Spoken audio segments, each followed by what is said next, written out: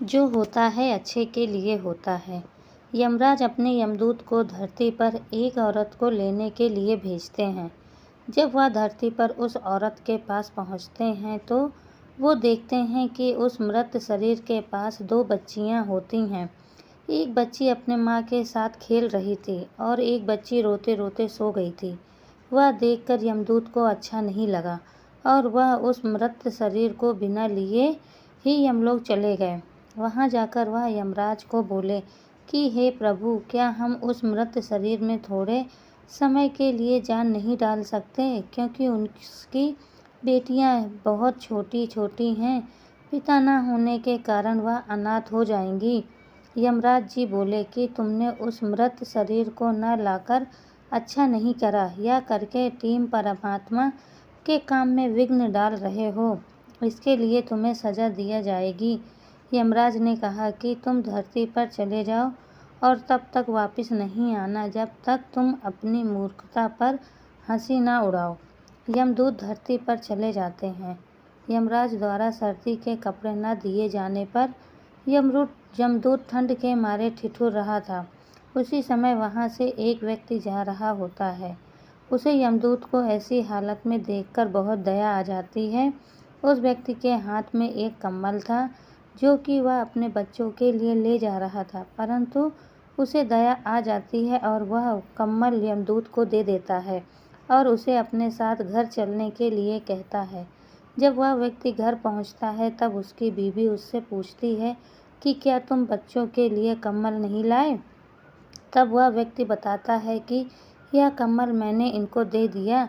तब उस व्यक्ति की बीवी गुस्सा होकर बोली कि इस कम्बल की ज़्यादा ज़रूरत इन बच्चों को है। यमदूत मन ही मन में हंसने लगा और कहने लगा कि इनको नहीं पता कि इनके घर यमदूत आया है। वह व्यक्ति चमड़े के जूते बनाया करता था और वहाँ रहते रहते यमदूत भी यह बनाना सीख गया। यमदूत इतने अच्छे चमड़े के जूते बनाया करता कि सभी लोग उनसे चमड़े के जूते बनवाने आते थे। एक बार उस नगर में एक राजा ने अपने सिपाही को उस व्यक्ति के घर भेजा। वह सिपाही उस व्यक्ति के घर एक चमड़ा लेकर जाता है और कहता है कि यह चमड़ा लो, यह चमड़ा आपको कहीं नहीं मिलेगा और तुम इस चमड़े से राजा के लिए सुंदर से जूते बना दो। परंतु यमदूत ने उसके जूते बनाने के बजाय स्लीपर बना दिए। उस समय स्लीपर उस व्यक्ति के लिए बनाए जाते थे जिसकी मृत्यु हो जाती थी। वह स्लीपर देखकर वह व्यक्ति बहुत क्रोधित हुआ। वह सोचने लगा कि राजा अब उसका क्या हश्र करेगा। जब यमदूत से उसकी डांट फटकार सुनी तब उन्हें बहुत हंसी आने लगी। इतने में वह सिपाही आता है और कहता है कि तुम उस चमड़े की स्लीपर बना देना, क्योंकि राजा की मृत्यु हो गई है। तब वह व्यक्ति यमदूत से माफ़ी मांगने लगे। तब यमदूत बोले कि मैं तो अपने कर्मों द्वारा किए गई सज़ा को भुगत रहा हूँ। काफ़ी समय बाद उस व्यक्ति की दुकान पर एक लड़की आई अपनी 2 बेटियों के साथ। वह लड़की अपनी शादी के लिए जूते बनवाने आई थी। उन लड़कियों को देखते ही यमदूत को याद आता है कि यह वही लड़कियां हैं जो उस मृत महिला के पास रो रही थीं। तब यमदूत उस महिला से पूछते हैं कि यह बच्चियां कौन हैं। तब वह बताती है कि यह लड़कियां अनाथ हैं। इनके पैदा होते ही 2 साल बाद इनकी माँ इनको छोड़कर चली गई थी।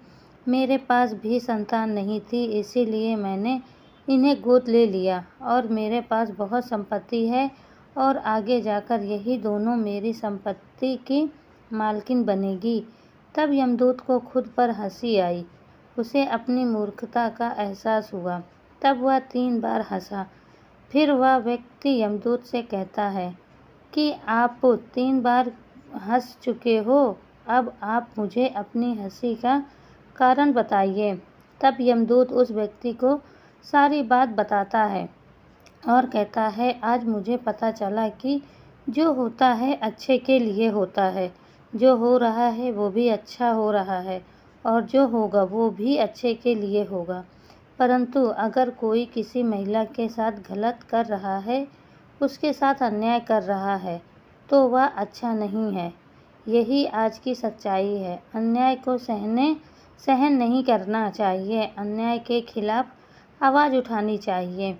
परंतु इस स्थिति में यह नहीं सोचिए कि जो हो रहा है अच्छे के लिए हो रहा है। इस समय आपको अन्याय के लिए आवाज़ उठानी चाहिए।